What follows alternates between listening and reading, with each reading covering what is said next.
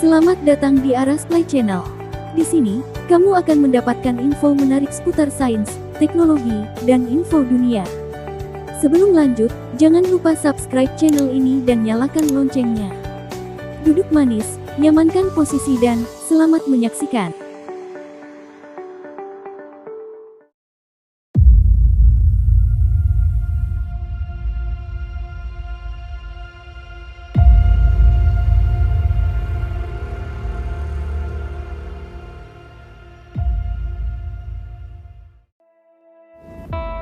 Benua Antartika adalah benua yang hampir keseluruhan wilayahnya ditutupi oleh es. Antartika memiliki kelembaban dan suhu terendah dibanding tempat lain di bumi. Wilayah yang tandus, berangin terkencang, dan memiliki elevasi tinggi. Antartika dianggap sebagai gurun, dengan curah hujan hanya 200 mm atau 8 inci di sepanjang pantai, dan jauh lebih sedikit di pedalaman.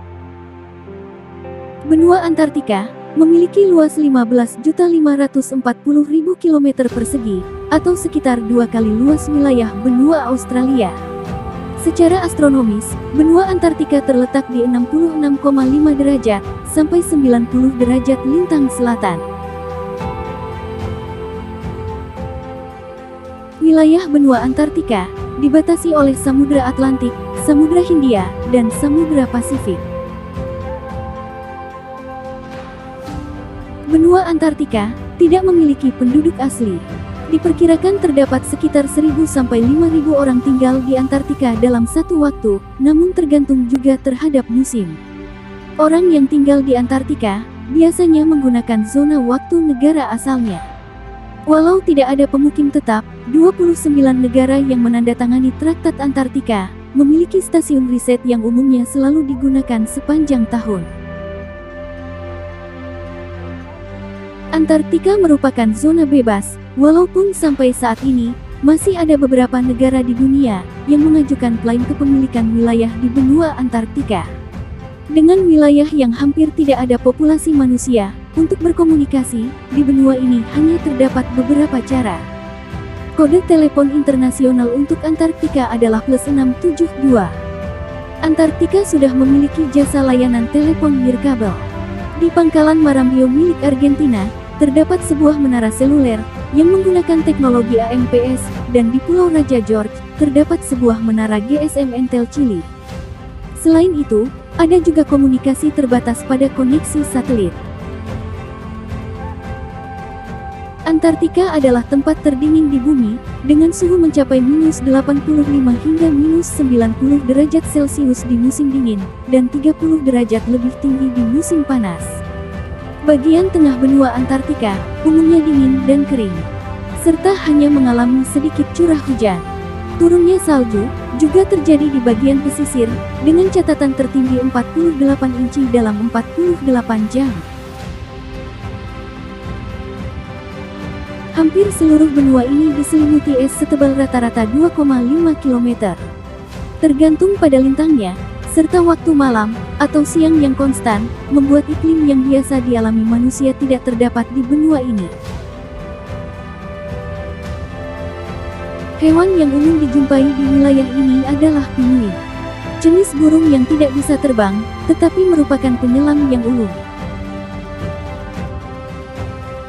Hewan lainnya seperti singa laut, anjing laut, dan ikan paus juga dapat hidup di benua ini.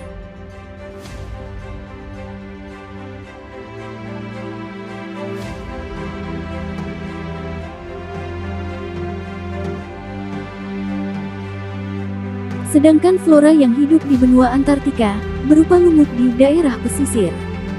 Selain itu, hanya organisme yang dapat hidup dan beradaptasi di suhu dingin, termasuk berbagai jenis fungi, alga, bakteri, protista, tumbuhan, dan nematoda. Dan vegetasi yang ada hanya tundra. Benua Antartika tertutup es dengan ketebalan mencapai 3 km, bahkan lebih. Karena berat, es itu sendiri secara perlahan terdorong ke pantai, yang kemudian patah menjadi pecahan gunung es di lautan es selatan. Di benua ini, juga terdapat pegunungan raksasa, yaitu pegunungan Transantarktika, yang memanjang hampir 5.000 km.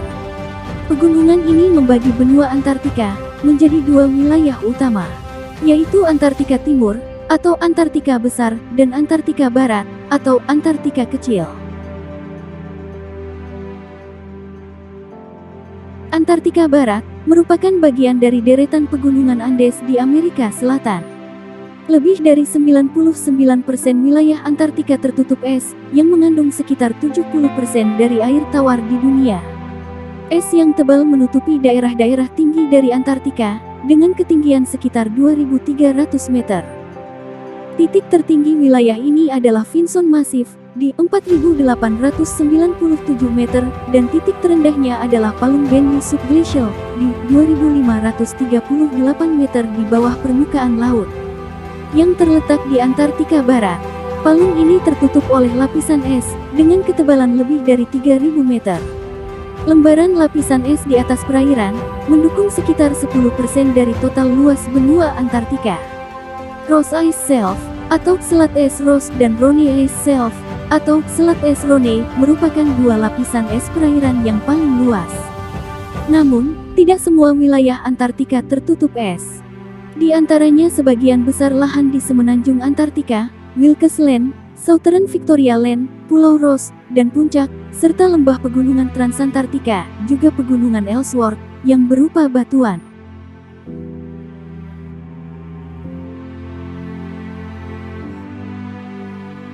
Wisata ke Antartika biasanya diselenggarakan lewat pelayaran laut.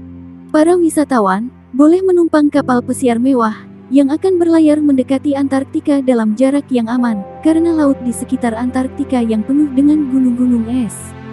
Di tahun 70-an, wisata dengan pesawat terbang juga populer untuk sesaat. Ada dua maskapai penerbangan yang melayani penerbangan melintasi Antartika untuk menikmati pemandangan dari udara, yaitu Qantas Airlines dan Air New Zealand.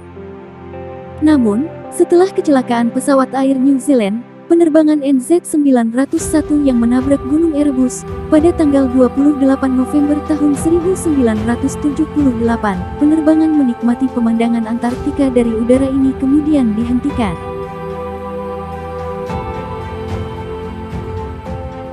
Kerja sama internasional untuk Antartika dimulai dengan ekspedisi ilmiah pada akhir tahun 1050-an. Pada masa itu, selama masa Perang Dingin antara Amerika dan Soviet, terdapat kekhawatiran bahwa Antartika akan digunakan untuk kepentingan militer. Sebagai hasilnya, muncullah Perjanjian Antartika pada tahun 1961 yang menjamin bahwa benua itu dipakai untuk tujuan damai.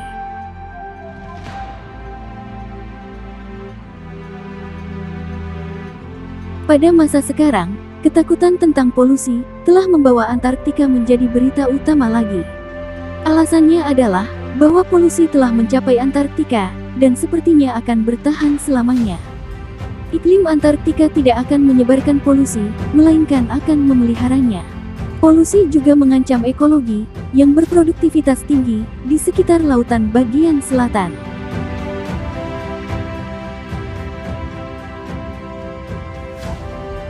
Di bawah es dan salju di Antartika, telah ditemukan timbunan emas, biji besi, dan logam-logam lainnya yang sangat berharga.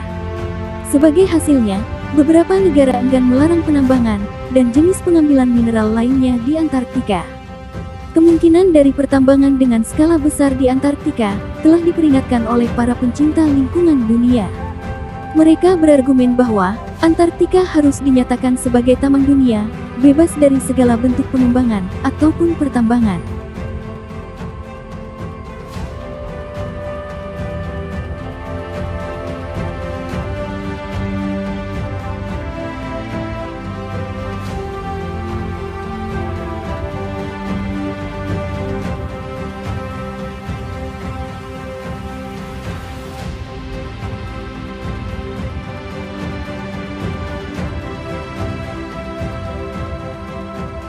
Terima kasih telah menonton video ini hingga akhir. Mohon tinggalkan komentar dan berikan like di video ini untuk membantu channel ini semakin berkembang dan selalu bisa menyajikan informasi menarik lainnya. Jangan lupa untuk subscribe dan nyalakan notifikasinya. Sampai jumpa di video berikutnya.